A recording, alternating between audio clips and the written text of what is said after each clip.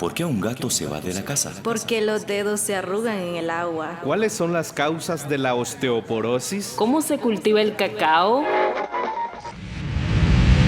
Presentamos Oigamos la Respuesta, el podcast de preguntas y respuestas del Instituto Centroamericano de Extensión de la Cultura, ICQ. Oigamos la Respuesta. Es el programa que les trae a ustedes el Instituto Centroamericano de Extensión de la Cultura, ICQ.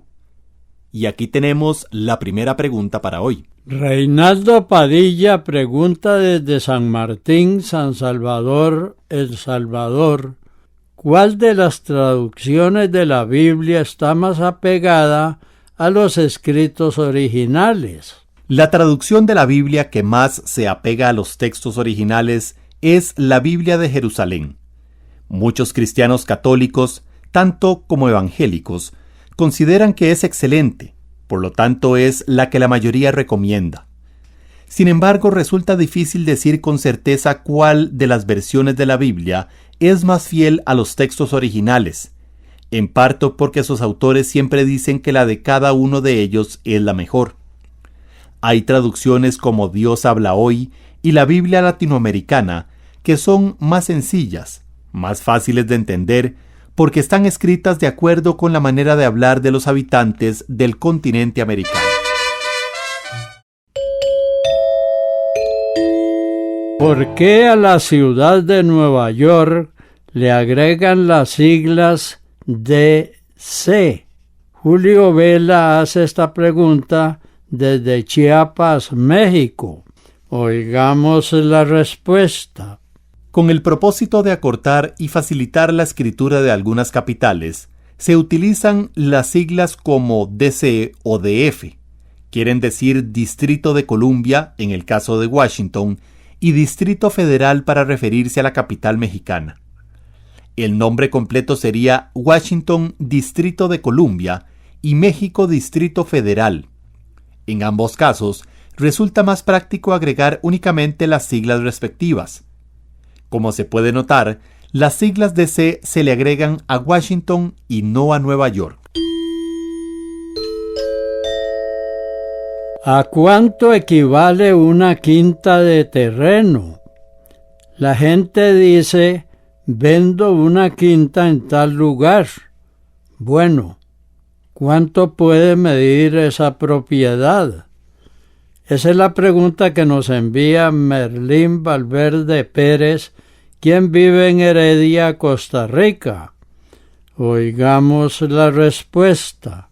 Cuando alguien dice vendo una quinta, se refiere a un terreno destinado para pasar los fines de semana o los días libres en un ambiente de campo, rodeado de naturaleza, generalmente lejos de la ciudad.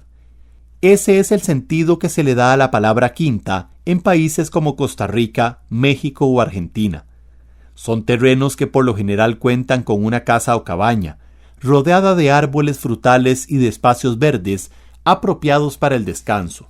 En este caso, la palabra quinta no se refiere a las medidas del terreno del que se habla, más bien describe el sitio de recreo. Hace muchos años, la palabra se refería a la quinta parte de la producción de una finca, cantidad que la persona que alquilaba el terreno estaba obligada a ceder al dueño. Mi papá tiene la costumbre de que, antes de acostarse, se toma un diente de ajo bien picado en un vaso de agua.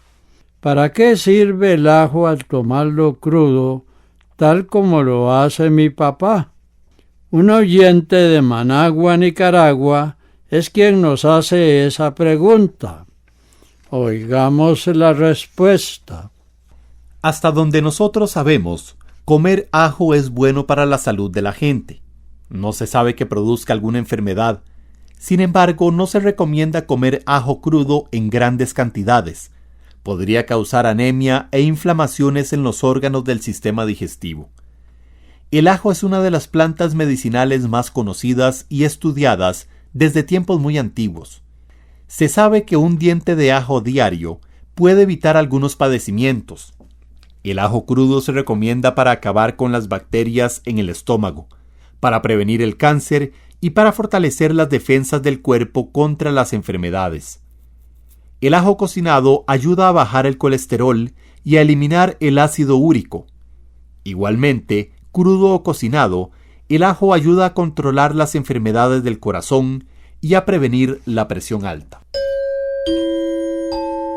El señor William Salas nos llamó por teléfono de Desamparados, Costa Rica, y nos hizo la siguiente consulta. ¿Cuántos volcanes bajo el mar hay en Costa Rica? Oigamos la respuesta.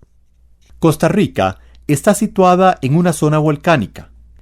Esta característica hace que en su territorio existan muchos volcanes, tanto activos como inactivos. Estos volcanes no solo se encuentran en tierra firme, sino que también hay algunos localizados bajo el mar. Según han descubierto los científicos, en las aguas del Océano Pacífico existe una cordillera marina de unos 700 kilómetros de largo, llamada Cordillera Volcánica Oceánica del Coco. Esta formación comienza en Ecuador y termina frente a las costas de Costa Rica, y se llama así porque la única parte que sobresale es la isla del Coco. Esta cordillera marina tiene muchos volcanes inactivos, y unos 12 de estos volcanes se encuentran bajo las aguas territoriales de nuestro país. Por cierto, la isla del Coco resulta ser la punta de uno de estos volcanes inactivos. Una estimable oyente que nos escribe de Pérez Celedón, San José, Costa Rica, nos consulta lo siguiente. Antes era muy corriente usar el citrato de magnesio y quisiera saber si será bueno tomarlo y para qué sirve.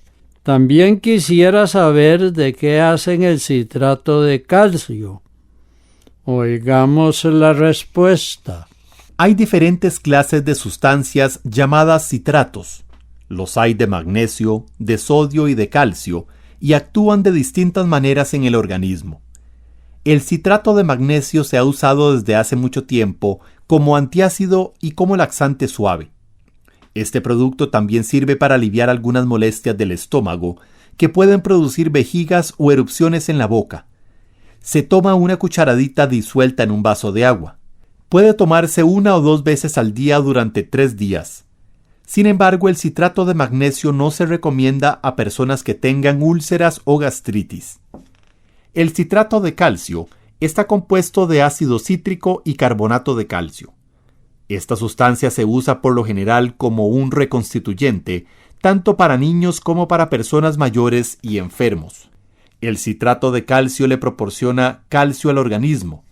No deben tomarlo quienes padecen de piedras en la vesícula o en los riñones. Estos medicamentos todavía se consiguen en algunas farmacias, pero la gente los utiliza menos debido a que han aparecido productos más eficaces en el mercado. Un amigo oyente nos llamó por teléfono desde San José, Costa Rica, y nos preguntó lo siguiente. Hace algunos años les había preguntado sobre cómo se produce el carbón vegetal, sus propiedades y cómo se podrá usar para energía. Ahora deseo saber cómo se prepara el carbón, ya que deseo comercializar y tal vez exportar este producto. Escuchemos la respuesta. El carbón vegetal es un material que funciona como combustible. Tiene una consistencia sólida, pero se quiebra con facilidad. El carbón vegetal es producido por medio del calentamiento de la madera a temperaturas de entre 400 y 700 grados centígrados, en un lugar donde casi no entre aire. Para su fabricación, se prefiere usar maderas duras, como la del roble, el encino, el madero negro, el gavilán y otras variedades más. Muchas personas fabrican este material en fosas o huecos en la tierra. Otros lo producen en estañones y hay quienes lo producen en hornos de ladrillo, cemento o metal. Para hacer carbón es necesario que la leña se queme despacio, con poco consumo de oxígeno y prácticamente sin llamas. Para ello tapan casi por completo la leña, dejando solo unos pequeños respiraderos. Cuando los carboneros se dan cuenta de que ya se formó el carbón, eliminan esas entradas de aire. El proceso de quema de carbón dura entre 24 y 48 horas. Una vez que se terminó la quema, hay que esperar al menos otras 24 horas a que se enfríe por completo. Un estimable oyente que nos envía un correo electrónico desde San Martín, El Salvador, nos dice lo siguiente: hay personas que usan de alimento a la paloma ala blanca, pero el problema es que la matan con veneno. ¿Será perjudicial a la persona ingerirla? Oigamos la respuesta. Para poder decirle si el veneno que usan para matar a las palomas es perjudicial o no, tendríamos que saber qué tipo de veneno usan para matarlas. Porque hay venenos que sí pasan al animal, contaminando la carne. De ahí que en muchos países está prohibido cazar con venenos. Sin embargo, vamos a contarle que hay otros venenos que lo que hacen es paralizar a la presa y ésta muere por asfixia. En este caso, la carne del animal no se ve afectada. Vamos a contarle que desde épocas muy antiguas, los seres humanos han usado algunos venenos para cazar. Los venenos se untaban en flechas y lanzas usadas para este fin. Esto se sabe porque en algunos lugares han aparecido lanzas y flechas con pequeñas ranuras donde colocaban el veneno.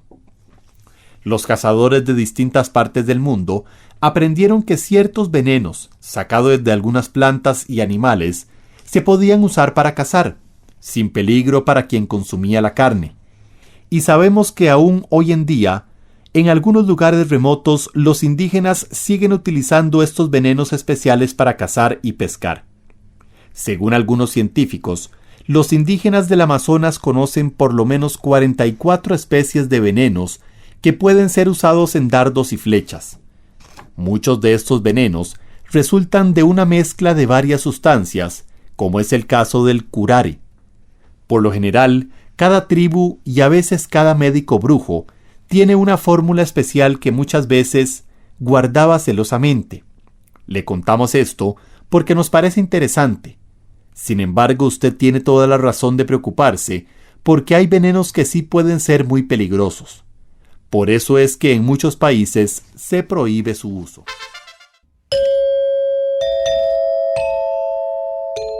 El señor Bolívar Mesén Godínez, que nos llamó por teléfono de San José, Costa Rica, nos dice lo siguiente: quiero que me hablen de los indígenas de la Alta Talamanca y de los alrededores o estribaciones del Valle La Estrella.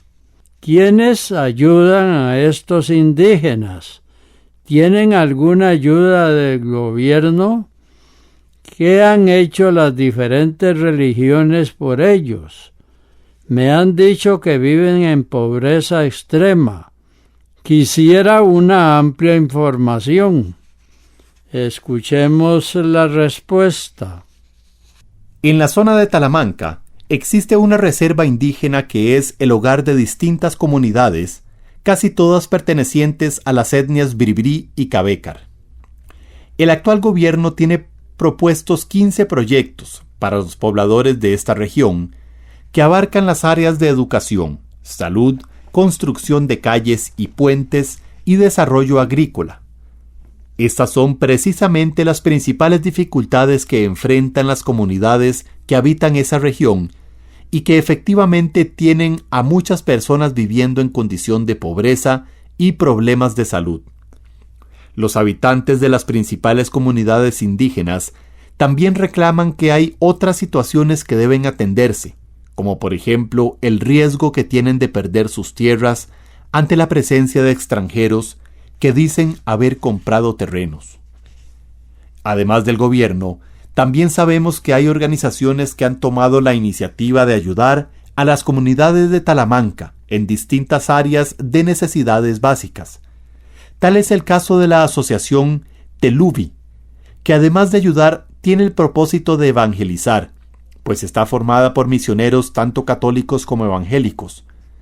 Otras asociaciones como la Asociación Talamanca Unida brindan ayuda humanitaria en distintas áreas y han llevado a cabo una importante labor para que estos pueblos no queden desamparados ni aislados del resto del país.